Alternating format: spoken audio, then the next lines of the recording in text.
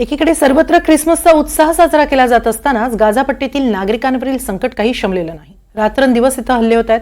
या हल्ल्यांमध्ये लहानग्यांचाही बळी जातो आणि यावरूनच पोप फ्रान्सिस यांनी चिंता व्यक्त केली आहे. आपल्या ख्रिसमस संदेशात त्यांनी नेमकं काय म्हटलंय पाहूया.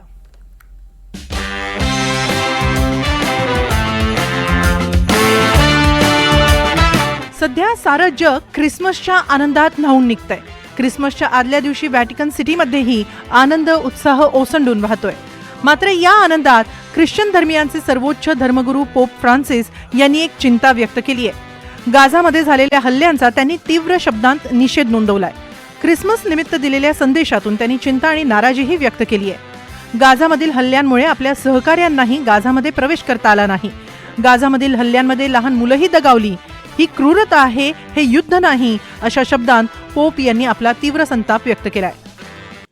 कार्डिनल रे, तुम्ही युद्धाबद्दल बोललात. कालच आपल्या सहकाऱ्यांना गाझामध्ये प्रवेश करण्यापासून रोखण्यात आलं.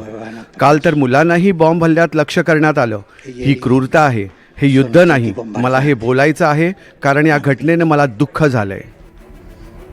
या आधीही पोप यांनी दोन्ही युद्धांबद्दल निषेध नोंदवलाय. युक्रेनवरील रशियन हल्ल्यांबाबतही त्यांनी नाराजी व्यक्त केली होती.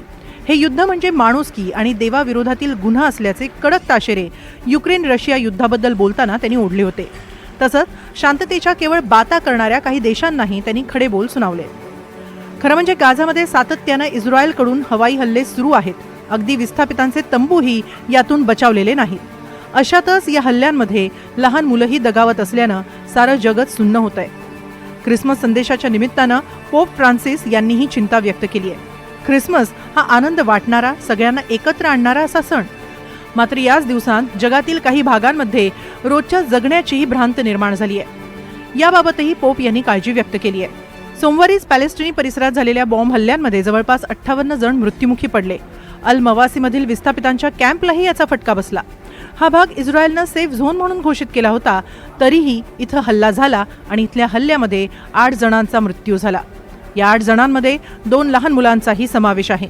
अगदी मदत वाहून नेणाऱ्या पथकावरही बॉम्ब हल्ले झाल्यानं मोठं नुकसान झालंय. पॅलेस्टाईनवरील हल्ल्यामुळे यावर्षी जवळपास 45,000 नागरिकांनी जीव गमावलाय, तर लाखो जखमी झाले. मालमत्तेचंही अतोनात नुकसान झालंय. विस्थापितांचा आधार असलेले तंबू, रुग्णालय देखील हल्ल्याच्या भक्ष्यस्थानी पडल्यानं सुरक्षिततेचा मागमूसही उरलेला नाही. अशा स्थितीत हल्ले सतत सुरूच आहेत. त्यामुळे पोप फ्रान्सिस यांनी दिलेला हा ख्रिसमस संदेश सर्वांनाच विचार करायला लावणारा आहे.